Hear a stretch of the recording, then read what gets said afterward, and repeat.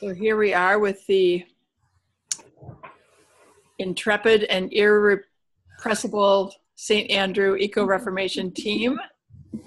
And we're here and we're going to just do a little bit of reflection on practice 5, acting together. What I'd like to do is just to go through each of the 4 dimensions and just say a couple words that have been jumping out at me as I've been reflecting on this practice together. So again, acting together, consciously engaging the power of collective action in the service of God's healing and justice-seeking work for human communities and the whole creation. I just want to say how radical and important collective action is. As I'm just starting out here, I really believe that the biggest lie and tactic that empire and destructive powers and systems use is the lie that we are not connected, that we are separate, and then the tactic is to isolate people, to break relationships, family relationships, community relationships, all that, and to really, and to really like embed it in our minds, this notion of individualism, which is, that's so close to isolationism, individualism and isolationism. And I have to say, and that this is actually part of practice 1, reclaiming our scriptures and traditions, because, Empire Christianity has really supported this, this destructive force of breaking relationships by focusing on individual salvation. Mm-hmm. And, if it's like, all right, I'm baptized, I'm in, whoo, sweet, like if that's it, then we have no obligation to one another except to get other people to get baptized so that they're like, oh, sweet,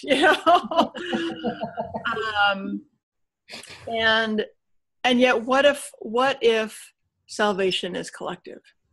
Mm-hmm. What if salvation is collective? And that's in fact what your other pastor, Mark Brocker, just wrote about. No salvation apart from earth. It is collective, and it's collective far beyond our wildest imaginings. Who is part of that salvation? So that's just an overall thought about just the importance of collective action. And then the different dimensions, personal dimension, we discern our unique call to participate with others in organized actions. And I'm reminded of 1 Corinthians 12, of the one body, many members piece. And, if you're like me, like I just kind of hear that and it just sort of goes, because I've heard it like 8,000 million times, right? Mm-hmm. But again, in light of this, the personal dimension of acting together, it actually takes on a new meaning and a greater import, that each one of you on the team, you bring something unique that nobody else brings. And without each of those unique contributions, the body doesn't function as well. Likewise, if there were 30 people on the team, we'd have to organize differently, but we'd have think of how much more complete the body would be, right? And how many more things the body could do. Okay. So yeah, just the importance of that unique call. Like we are all actually really important to this process. Whether we feel that or not, we really are. On the interpersonal level, we recognize our deep interconnectedness with Earth, and diverse human communities. We identify our mutual interests, and we invite those close to us to join us in acting on those common interests. Wow, and there's a lot there. As I was reflecting on that, I thought, wow, okay, that's worth just studying, that one dimension right there. But I'll just say something about this identifying mutual interests. Okay, so we've got, even just within your faith community, St. Andrew, right? That says nothing about other diverse human communities or the community of Earth, right? Or the greater community of Earth. But that idea of identifying mutual interests, and I want to, what jumped out at me with that is that our modus operandi is to find the lowest common denominator. That is very different from identifying mutual interests. Finding a lowest common denominator, like the one thing we can all agree on, often just fails in terms of inspiring collective action because it's so watered down. It's just like, okay, I guess we can all agree on that, but I've sort of lost my interest, right? So identifying mutual interests is very different. We're saying, no, we're just gonna keep digging. We're gonna keep digging, and we're gonna find that in our stories. Here's practice 3. We're gonna find that mutual interest in our stories, and that's where we're gonna find it. That's not watering down, that's boiling down. Mm-hmm.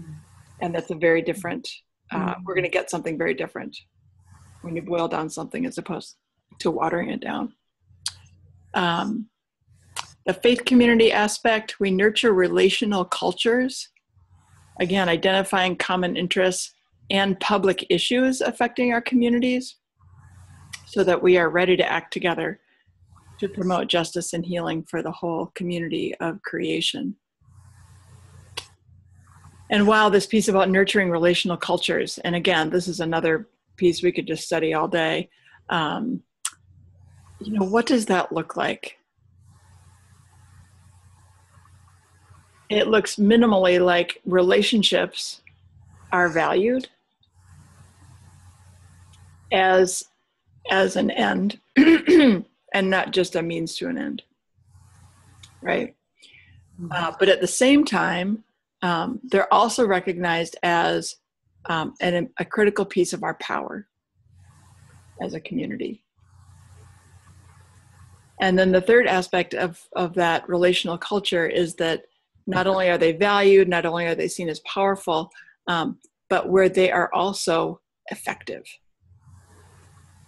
Those relationships are not just because it just feels so awesome, which it does to have lots of really great relationships, but that they're actually effective. And that's where the identifying the public pressures can really move us into something effective, right? So a scriptural example, I believe, is the community in Acts, from Acts 2, right? So this is a community, again, still under Roman occupation, of people who have all identified their common interests.